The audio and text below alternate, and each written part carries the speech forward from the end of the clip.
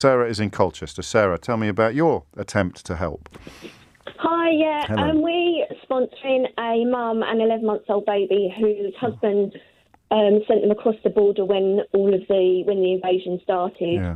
They're living in someone's house in about 15 miles into Poland. Okay. And they've been there obviously a month or so now. And struggling. They are struggling. We know that 11-month-old babies are active and full of beans. Yes. Mum's obviously not got her normal backup. You know, her mum and her grandmother. They've all had to stay. They've stayed in for health reasons. Have stayed in Ukraine, and it's just every day. We put the application in 15 days ago. We did it on WhatsApp with her on WhatsApp on video call and us on laptop.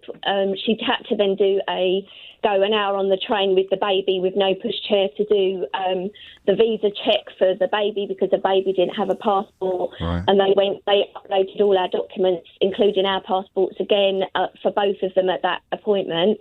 Then we didn't hear anything. On Monday, I got one email for the mum to say it had now gone. It was now with the clearance officer at Sheffield.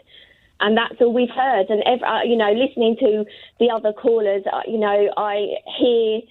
feel exactly how they're feeling, frustrated, absolutely fuming with this government and also really ashamed that we've let these people down.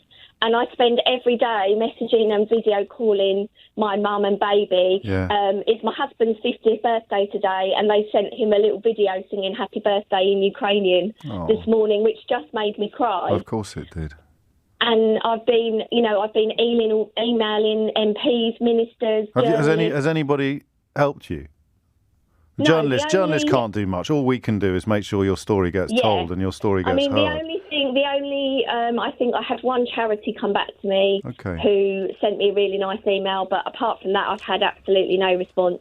I've gone to my own MP, which is Will Quint, who, funnily enough, is the young children's minister. Okay. I've spoken to his office 3 times, and they have raised a case with the Home Office, but a week later, they've still got no update for me at all. And obviously, there's lots of platitudes, and we're doing our best. What they're doing, I don't know.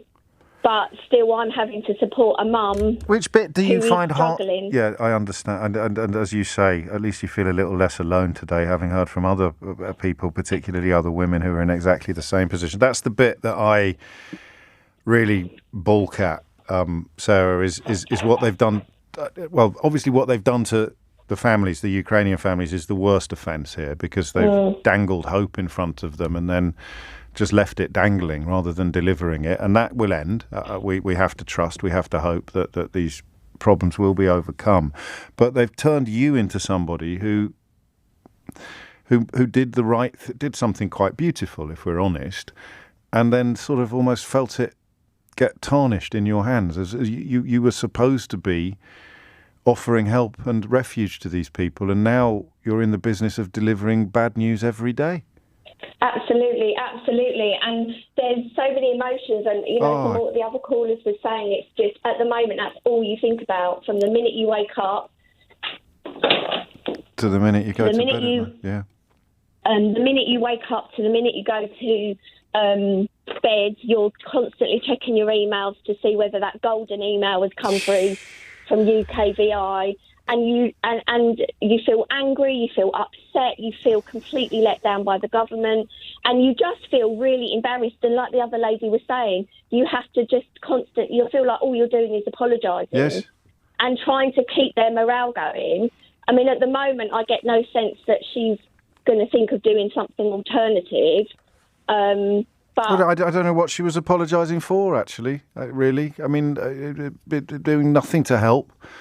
The bit I find remarkable is the absence of transparency, the fact that you've had, one email to tell you that we've received the application? Absolutely. And I think the thing is as well, I mean, if it wasn't for all the hosts who are talking to each other and supporting each other on Facebook... Yes, I know. This is what my friend says, that you've turned it into a support group.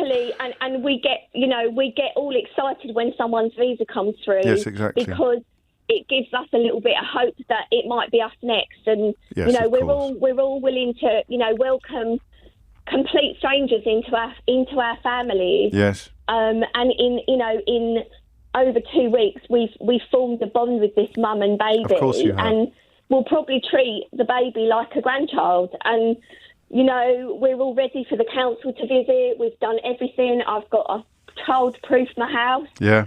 And everything. We're all ready to go. And we're just in this horrible limbo. And I think they should bring I think we need to get the logistics of the army in. Well, I don't know if clearly the Home Office can't cope with it. They're just not fit for purpose, are they? Absolutely not. Absolutely. And let's be How honest, hard the would Home it have Office been? had the worst reputation of all of the government departments. Yeah. Full stop. Always. I just wonder how hard it would. But I had some jumpers delivered yesterday. Would you believe? And I knew where they were at every stage from the moment I bought them. I could click on a link and see where the order was. Absolutely. For flipping knitwear. No, there's no way of checking at all. I know. You phone the helpline and all you get is, we're really sorry, we can give you general advice, but we don't have access to any system, so we can't tell you anything. So there's absolutely no point in ringing them because they're very nice. Of course, and it's not their fault. It's not. It's probably somebody in a call centre somewhere all sitting at home on a headset. Doing their best. Thank you, Sarah. Good luck.